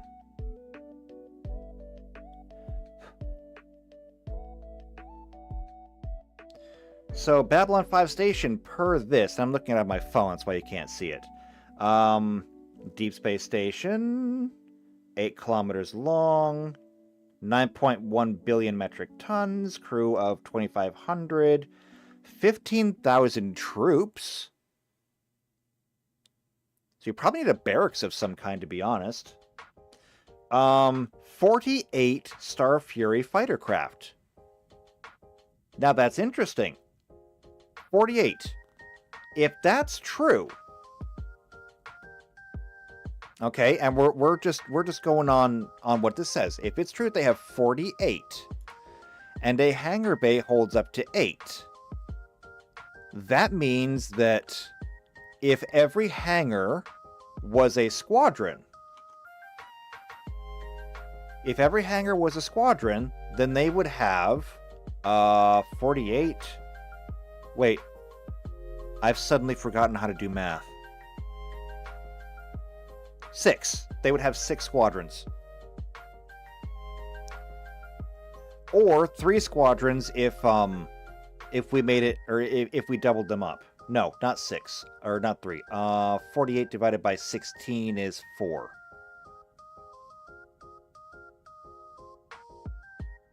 So they would have 4 squadrons then. And I don't actually know how many squadrons they use. I know that they have squadrons.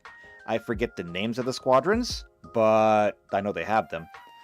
Oh, and Sky's here. Hello, Sky. Good to see you. JP says, rule of thumb is you have twice the number of pilots as you have craft. That makes sense.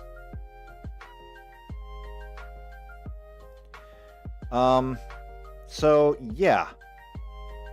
Oh, wow. It says, according to this, the station is powered by 8 fusion reactors, not 1. However, I don't think that I have anything else that's going to fit on there, so we're going to have to go with the one that we have. We can just, we can hand wave it and say that the single power core that we have is actually a construct of multiple power cores. Again, we can hand wave it with descriptions. According to this, it has, in terms of weapons, twin particle arrays, a particle laser cannon, pulse cannons, and plasma cannons. And those are offensive weapons. Defensive, it has 8 12-meter, or it has an 8 to 12-meter armored hull, and a Mark II defense grid.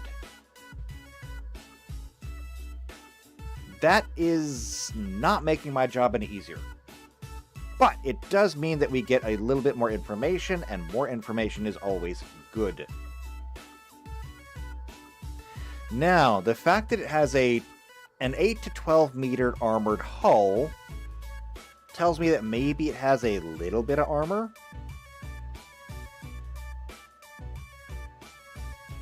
But it still doesn't necessarily tell me how much armor.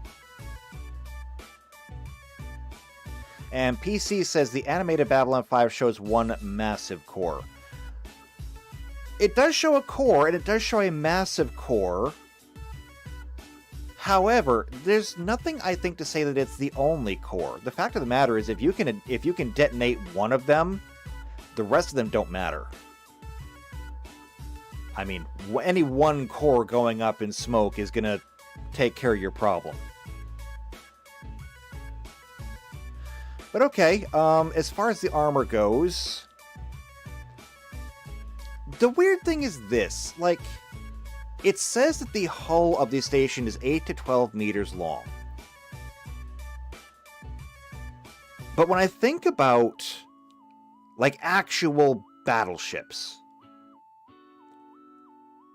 an actual, like, battleship can have several feet of steel for a hull. We don't necessarily call them armored. We call them hardened. But I think armored refers to something very specific, as in putting an additional material on top of whatever you have.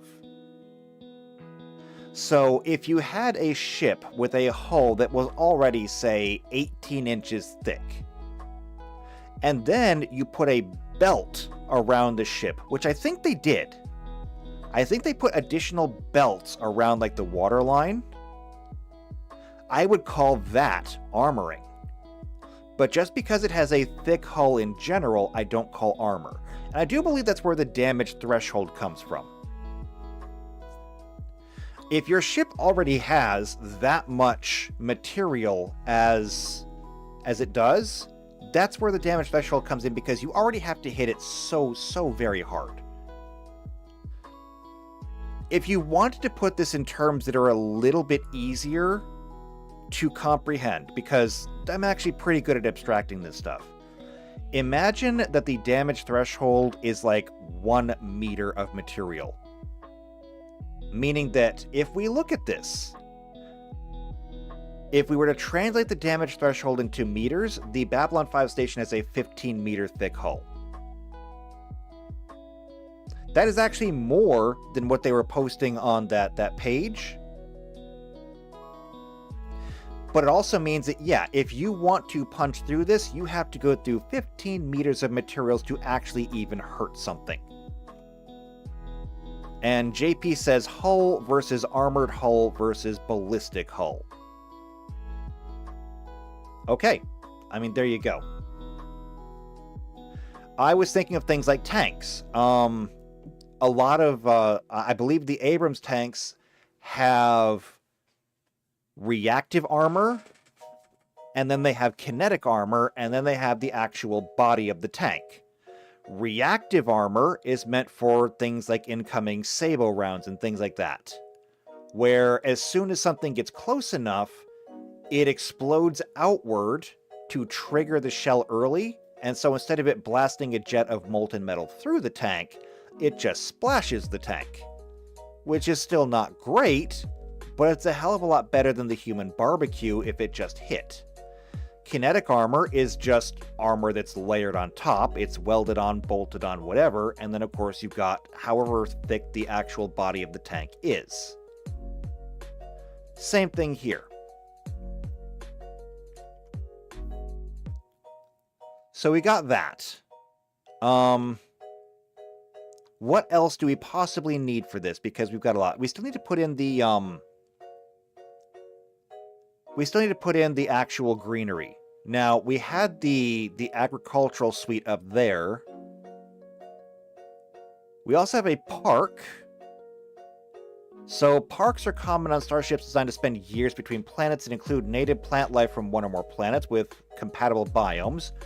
Parks are lighted, irrigated, and ventilated to replicate terrestrial conditions. Many crew members stationed on starships for long periods avoid cabin fever by spending time in Park Expansion Bay. They typically include a hydroponic system for plants, as well as benches, walkways, sometimes even games and playgrounds if families are aboard. And looks like Blizz is out of here. Well, Blizz, it was good to have you. Thank you for coming. And we'll see you next time. Until then, take care. Alright, however, the park here does not apparently have any, like... any function to it. And the Babylon 5 greenery specifically says it's there for food production and oxygen reclamation. So I believe the agricultural suite is the way that we have to go. Because this does say that it is bio-waste conversion, food processing that takes up to 4 expansion bays. It provides food indefinitely for up to 200 medium-sized creatures so long as the PC requirements are met.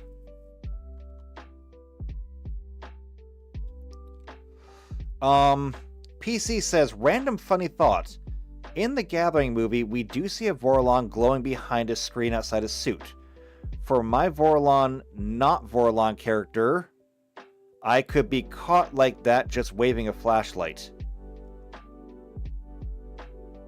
You're gonna have to make a bluff check, okay? I'm telling you, you need to start putting points into charisma now.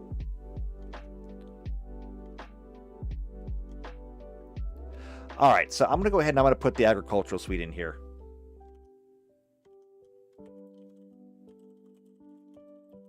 That is the way to go. Alright, now the problem with this is that, like, I do not know how many of these they should have. So, according to the site that I was just looking at, Babylon 5 has 48 Star Furies at any given time. That would imply a minimum of 6 hangars. 8 Star Furies in each hangar, and then 48 divided by 8 is going to be 6. So, 6 hangars. But that's just for the Star Furies. Again, the shuttle bay can only take small craft. If there's anything that is medium size or bigger, I don't know. Now, to be fair, to be absolutely fair, we have seen ships, freighters, transferring their cargo to the Babylon 5 station. I gotta go up here.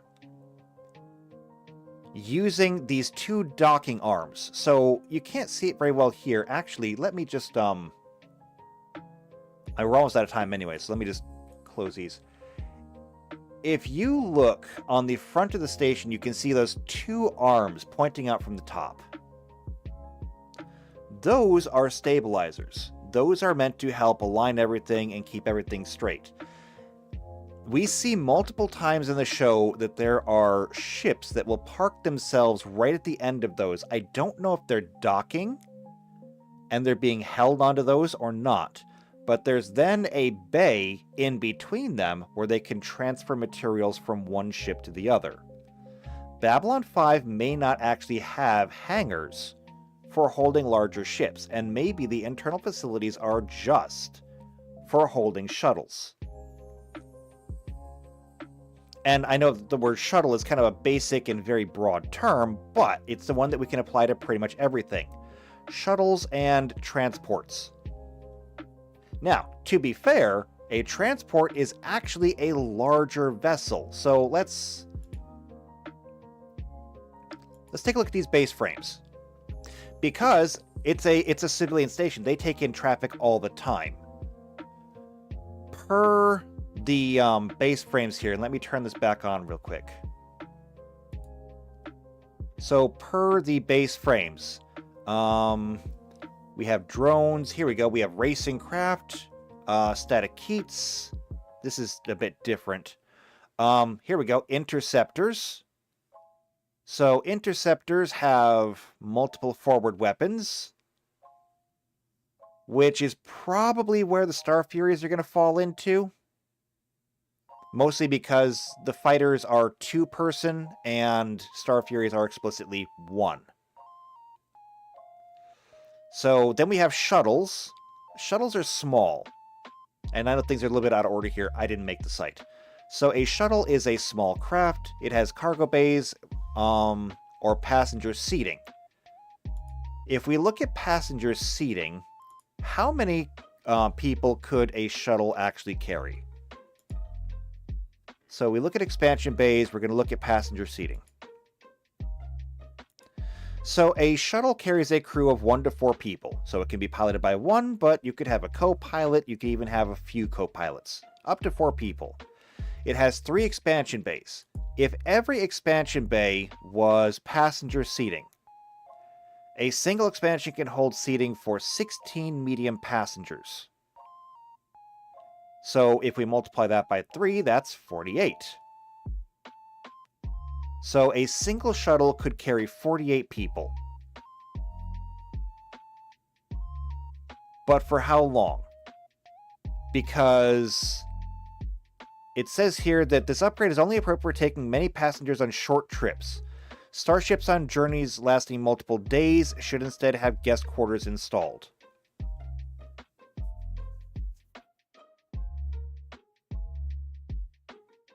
So again, if we're talking about that, if everyone has to have like their own quarters, Babylon 5 is probably not dealing with a great deal of passenger shuttles, and instead dealing more with transports. Either that, or the transporter is too big to actually dock, and it's using shuttles to carry people in. I can make an argument to go either way. I can make an argument for hangars that hold larger ships. I can make an argument for them not having hangars that hold larger ships.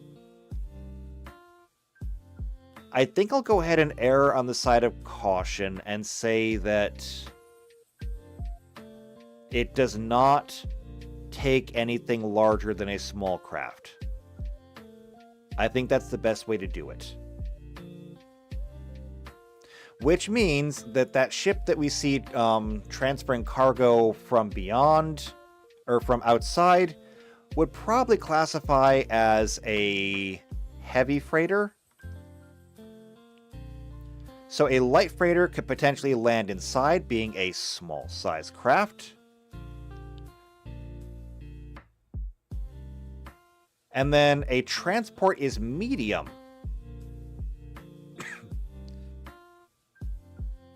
If I allowed a medium ship to actually dock, I could actually do medium-sized I could do transports.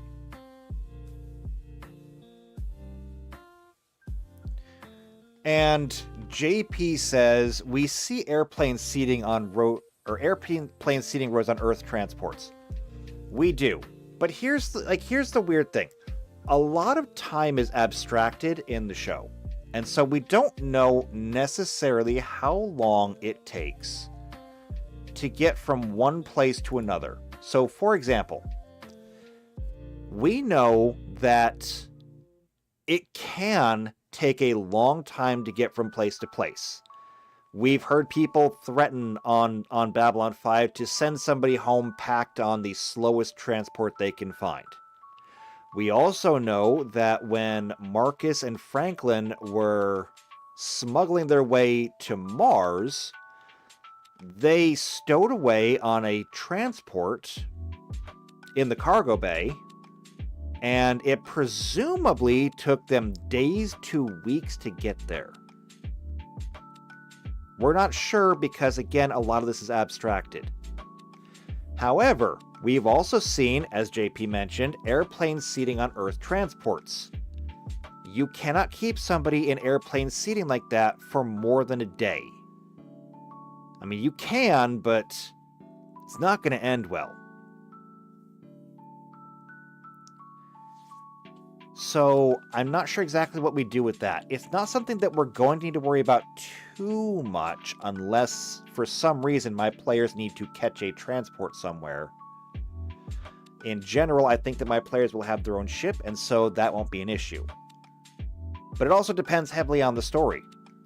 If the story begins with my players not having a ship and they might want to acquire one, that is a whole different thing. And so we'll have to look and see how exactly we're going to play it out. I don't have an answer for that yet. Just like I don't have an answer for several other things. So I tell you what, between episodes, I'm going to work on figuring out how many weapons the Babylon 5 station even had and what kind. That way we can fill out that part. And then once we finish with that, I think we'll move on to Star Furies next since, well, it just kind of leads one thing into another. We'll do the, We'll do the station, we'll do the Star Furies, and then we'll move on to the rest. And JP says, I disagree. Greyhound is a 3-day trip coast to coast. It's the cheap travel option. It's a bus. It's going to have airplane seating. They don't generally have beds on them. You know what? I'm going to give this one to you. I'll go ahead and say it. Yes, it is absolutely possible. I'm sure that a 3-day trip on a bus is probably one of the most miserable things that you'll ever do. I'm sure that a several-day trip in hyperspace in airplane seating is also probably the most miserable thing you could possibly do. I'll give it to you on this one. Suddenly, we're less channeling Star Trek, and now we're channeling 40K. And I think that's the appropriate way to leave this one off. So, if you're going to, if you want to see what happens next, go ahead and subscribe to the channel. Hit the bell icon. That way you get notified every time these videos come out. If you know somebody else who is either into Babylon 5, Starfinder, or airplane seating, then go ahead and share this video with them. Otherwise, though, if you're enjoying this and if you like what I'm doing, go ahead and leave a like on the video. JP says, speaking from experience, I am. Yeah, okay. Most miserable thing ever. There you go.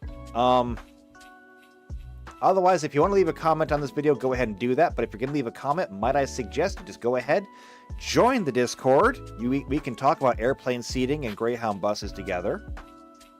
Okay, see, things we can do, things we can do. Also things that you can do, go to the Behind the Screen channel, let me know what games you want to play and what your availability is, and if I can get together a group to play, we will start a game. We've got Star Trek, Wheel of Time, Final Fantasy, Warhammer 40K, Magic the Gathering. Babylon 5 will be done soon, we just finished Pokemon. Okay, we have games to play. So, come play with us. Join the Discord, come play with us. Otherwise, if I don't see you there, I hope to see you back here next time. And until then, take care.